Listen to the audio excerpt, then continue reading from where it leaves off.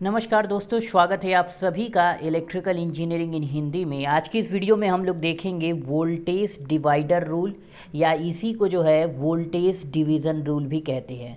Short form में इसको VDR कहते हैं। ठीक है, ध्यान रखिएगा, वोल्टेज डिवाइडर रूल या वोल्टेज डिवीज़न रूल।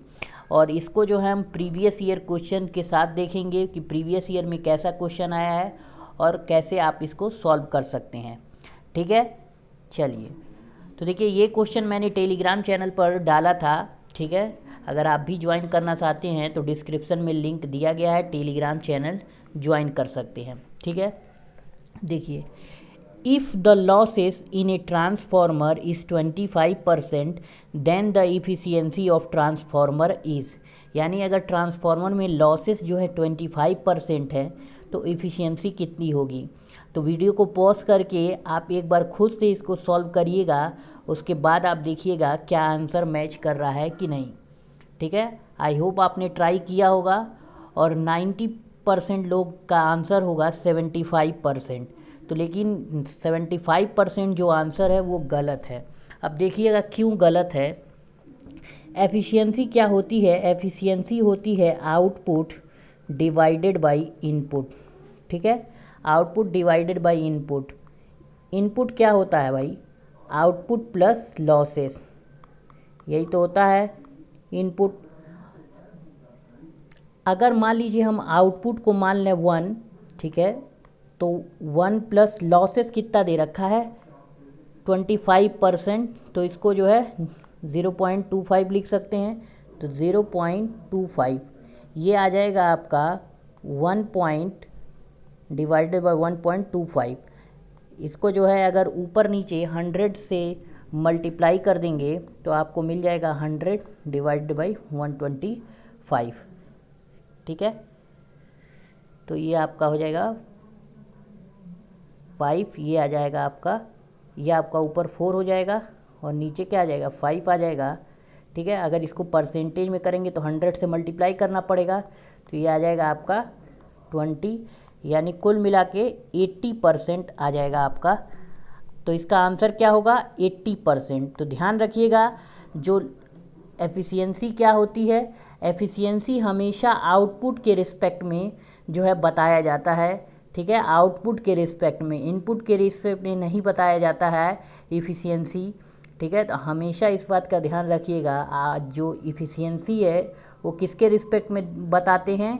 आउटपुट के रिस्पेक्ट में। ठीक है, ये गलती मत कीजिएगा। ठीक है, चलिए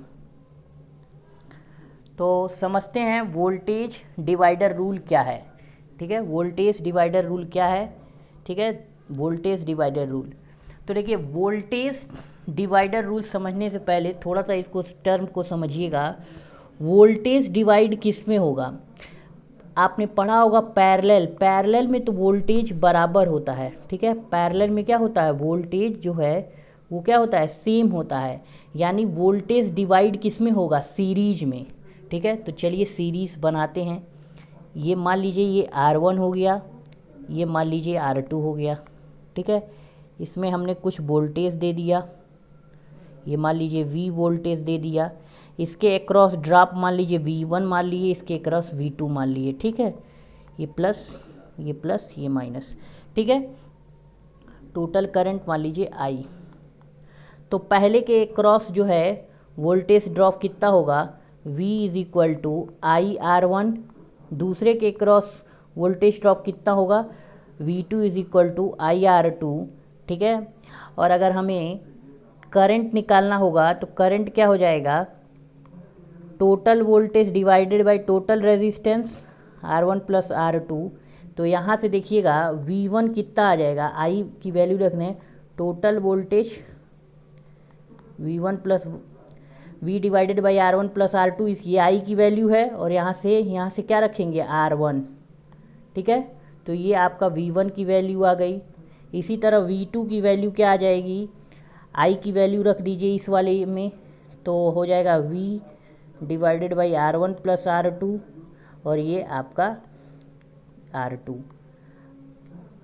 अब इस चीज़ को समझिएगा, जब वोल्टेज ड्रॉप R1 के क्रॉस निकाल रहे हैं जब वोल्टेज ड्रॉप V1 लिख रहे हैं तो उसी के का रेजिस्टेंस ले रहे हैं, ठीक है। जब वोल्टेज V2 लिख रहे हैं तो उसी का रेजिस्टेंस R2 ले रहे हैं, ठीक है।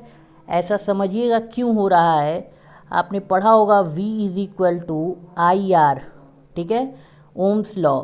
इसमें देखिएगा सीरीज में है चूँकि सर्किट, तो I क्या होगा, करंट जो होगा वो सेम होगा, यानी जो है V डायरेक्टली प्रोपोर्शनल टू क्या होगा, R होगा। यानी अगर जिसके क्रॉस हम वोल्टेज लिखेंगे उसी का रजिस्टर लिखेंगे। अगर यहाँ पे देखिए V1 निकाल रहे हैं तो इसी का R1 से ही मल्टीप्लाई हो रहा है, ऊपर में देखिएगा। अब देखिए V2 लिख रहे हैं तो इसी का रजिस्टर, खुद का ही रजिस्टर से क्या है, मल्टीप्लाई हो रहा है। इस बात को ध्यान रखिएगा, ठीक है। तो V क्या है, टोटल वोल्टेज और प्लस मल्टीप्लाई होगा किससे, जिसका जो है जिसके अक्रॉस वोल्टेज निकालना है उसी के रेजिस्टर से, divided by sum of resistance, ठीक है। इतना बात ध्यान रखिएगा, ठीक है। अब देखते हैं क्वेश्चन।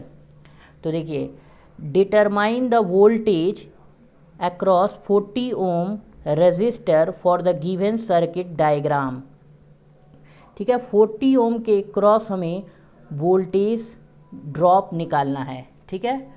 वोल्टेज निकालना है या वोल्टेज ड्रॉप निकालना है, क्योंकि रेजिस्टर है तो वोल्टेज ड्रॉप तो होगा ही होगा, ठीक है। अब देखिए इसको कैसे निकालेंगे। मान लीजिए हम वोल्टेज ड्रॉप V मान लेते हैं, तो टोटल वोल्टेज क्या दे रखा है, 60, ठीक, 60 लिख लिए, इनटू अब ये खुद का रेजिस्टेंस, हम बोले हैं ना इसके क्रॉस वोल्टेज निकालना है तो इसी का रेजिस्टेंस लेना है, तो 40 divided by sum of all the resistances, यानी 20 प्लस 10 प्लस 40 प्लस 10 कितना हो जाएगा, ये हो जाएगा आपका, ये हो जाएगा 80, ठीक है। तो यहाँ 80 से डिवाइड कर देंगे, यानी ये 40 दो बार में कट जाएगा, ये फिर आ जाएगा 30, तो ये 30 वोल्ट जो है इसका आंसर हो जाएगा, ठीक है। 30 वोल्ट इसका आंसर हो जाएगा। अब यह ध्यान रखिएगा, यहाँ पे जो है प्लस होगा, यहाँ पे माइनस होगा, ठीक है। क्यों, देखिए बैटरी की पोलैरिटी किधर है, इधर है ना, तो करंट इधर से निकलेगा तो ये वाला पॉजिटिव टर्मिनल होगा, ये वाला नेगेटिव टर्मिनल होगा। तो इतनी छोटी छोटी बात को भी ध्यान में रखना है, ठीक है। तो क्या हमने बताया, जिसके क्रॉस वोल्टेज निकालना है उसका ही रेजिस्टेंस लेना है, ठीक है। अब देखते हैं नेक्स्ट क्वेश्चन। ये देखिए, calculate the voltage drop across 14.5 ohm resistance, ठीक है। अब देखिएगा, तो V मान लेते हैं उसके क्रॉस रेजिस्टेंस वोल्टेज ड्रॉप को, तो टोटल वोल्टेज 200 इनटू, अब इसी के क्रॉस निकालना है तो इसका खुद का रेजिस्टेंस कितना है, 14.5 divided by sum of all the resistances, कितना हो जाएगा। अब देखिए ये 0.5 इसको दे देगा, 15 हो जाएगा, 15 और 25 40, और ये 60 कितना हो जाएगा, 100, ठीक है। तो ये जो है दो बार में कट जाएगा, तो ये हो जाएगा 29 वोल्ट, ठीक है। तो इसका आंसर सी वाला हो जाएगा 29 वोल्ट, ठीक है। तो आई होप आपको जो है वोल्टेज जो है डिवाइडर रूल समझ में आ गया होगा। तो फ्रेंड्स, चैनल को सब्सक्राइब कर लीजिए और टेलीग्राम चैनल पर भी जुड़ जाइए। वीडियो देखने के लिए बहुत बहुत धन्यवाद।